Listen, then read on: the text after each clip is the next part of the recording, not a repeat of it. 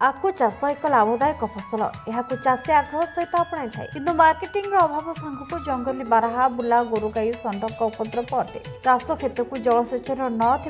नपटे सरकारी प्रोत्साहन न मिलवा जो आखु चाषरू मुह फेराई कटक जिला बांकी अंचल खूब आखु चाषी टिके भल करी कटक जिलार बांकी अंचल को देखंतु जहाँ ओडिशा मानचित्र में चाष क्षेत्र में रही स्वतंत्र परिचय जो माटी सबुबले हसी उठे आज ये सुनर माटी सुखला पड़ी शह शह हेक्टर चाष जमी हो पड़ी चाषी अलड़ा जुआड़ को चाहिए मरुभूमिर भ्रम सृष्टि कर दिन थिला आखु कियारी अंचल चाष क्षेत्र में हसी उठुला शाल घर थिला आखु मध्य पेड़ा हेउथिला बणा बणा सुस्वादु गुड़ बाहरुला जहां नहीं खाउटी बेस चाहिए रहुला ना आज से शाल घर अच्छी ना आखु कियारी एठाकर चाषी धान चाष बाद अन्य एक प्रमुख चाष जहाँ आग्रहर सहित आपणाई ताहा आखु चाष ये आखु चाष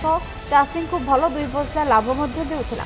एथिरे साहू महाजन और परिवार भरण पोषण बेस सुरुखुरे चली जाउथिला पीढ़ी पर पीढ़ी चाष को प्राधान्य दे आसुथिला तेबे किछि वर्ष धरी पानीर अभाव सांगको मार्केटिंग पई चीनी कलर सुविधा नथिबा जोगु चाषी भोगी आसुथिले कष्ट जेउंथि अनेक समय अभावी बिक्रीर सामना करि आसुछन्ति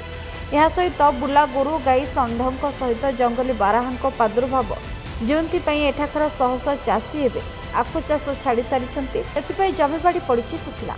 द्वितीय आमर जिते एरिया देखुं एरिया आखु प्रवीण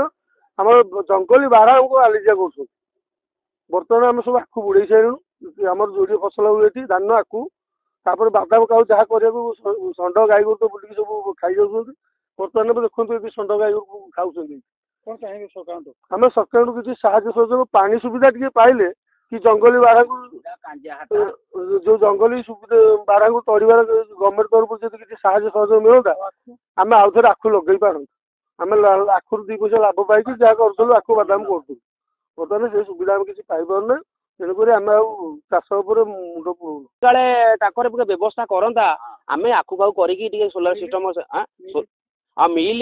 पर मिल जो पैसा दौर आमको 7 मास 8 मास पर पैसा दौर आम जो लोक कम करें पेमेंट दबू आखु फेणी सब आखु 21-22 टका टन करुँ आम 21-22 टका आम गोटे टन पिछा 25-26 टका खर्च होचे काले 21-22 टका दौर के माने पैसा केमते आम अधिका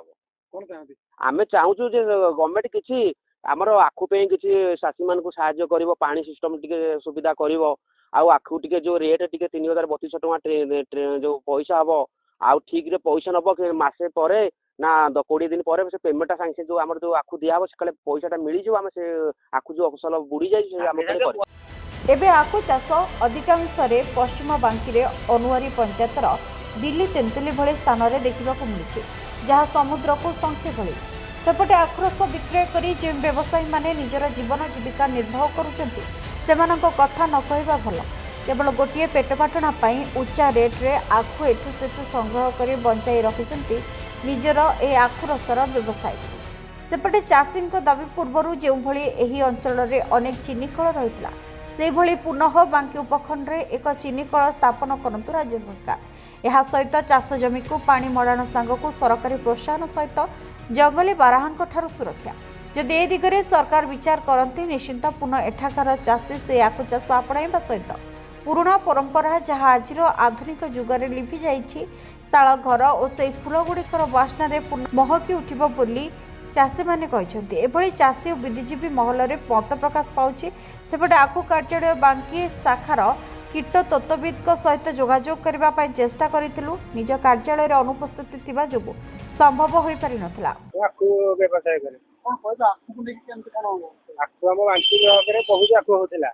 आमको बहुत सुविधा होता है आखु नवा बेपार करने अभी आखु आम बांकी ब्लक आखु ना आम दिल्ली तेंतुला ग्राम अल्प आखु हो बारहा सकाशे आखु आ लोक मैंने चाषी मैंने करने लोक मन ना आखु करने आग अपेक्षा अभी बहुत रेट पड़ुची व्यवसाय एमती कम चलिया कथा लाभ सेमती ना जमी चलिया कथा चलती चाहूँ आमर अभी बारहा अभी बहुत हो गले बारहा संख्या तेणुक चाषी मैंने आखु लगे नाराज सरकार जहाँ व्यवस्था कले लोक मैंने आखु करने आग्रही हे तो बुड़ीगला बुढ़ी ढेकाना देलु आखु राति राति पड़ रही କିନ୍ତୁ ହଇରାଣ ଅବସ୍ଥା ରହିଲୁ। ନୟାଗଡ଼ ଆଖୁଦା ଭିତରେ ଆମର ପଇସା ତ ସବୁ ବୁଡ଼ିଗଲା ସେଠି। ଏମିତି ବାରାଙ୍କର ବି ଅଧା ହଉଛୁ। ଆଖୁ ଚାଷ ନାହିଁ, ବନ୍ଦ ପୁରା 10 ବର୍ଷ ହେଲା ଟୋଟାଲ ଛାଡ଼ି ଦେଇଛୁ, ହଇରାଣ ହବା ସତେ। ଆଖୁ ଆମର 20 ବାଟି ଖଣ୍ଡେ ଆଖୁ କରୁ, କିନ୍ତୁ ଆମର ରଣପୁରକୁ ଚଟିକା ମଉଜା ଦୁଇଟା ଆଖୁ ଫୁଲ କରୁ, କିନ୍ତୁ ବାରାଙ୍କ ଅଧା ହଉଥିଲେ ଆମେ ଆଖୁ ପୁରା ଛାଡ଼ି ଦେଇଛୁ। ଆଉ ସରକାର ପସନ୍ଦ କିଛି, ଆଉ ଯଦି କିଛି ଫାସିଲିଟି ମିଳେ ତାହେଲେ ଯୋଗାଯୋଗ ଆମେ କରିବୁ କ'ଣ ଆଖୁ ଲଗେଇବା ପାଇଁ। କିନ୍ତୁ ଜିନିଷ ହେଉଛି କ'ଣ, ବହୁତ ଏଥର ଲୋକସାନ ହେବା ସତ୍ତ୍ୱେ ବାରା ଗଭର୍ଣ୍ଣମେଣ୍ଟର କିଛି ମାନେ ଯୋଗାଯୋଗ କିଛି ନାହିଁ। ଆଉ ଆଖୁ ଚାଷ ଆମର ଏଠି ଆଜ୍ଞା 30-40 ଏକର ଜମି ହୁଏ, 30-40 ଏକର। ଆଖୁ ନୟାଗଡ଼ ଦେଲୁ ଯେ ଏପର୍ଯ୍ୟନ୍ତ ଟଙ୍କା ମିଳିଲା ନାହିଁ ଆମକୁ। ଆମର ରହିଲା ଟଙ୍କା ହେଇଆଡ଼େ ବୁଡ଼ିଲା। ଥରକୁ 3 ଥର ବୋଲେରୋ ଭଡ଼ା କରିକି ଆମେ ଚାଷୀ ବଞ୍ଝା କଲୁ, ଚାଷୀ କିଛି ତାର ମାନେ ଇଏ ନାହିଁ। ଆଉ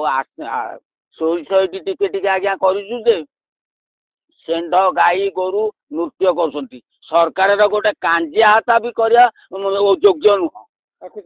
ଆଉ ଆଖୁ ଚାଷ କରିବାକୁ ଆଜ୍ଞା ବାରା ଗୋରୁ ଗାଈଙ୍କ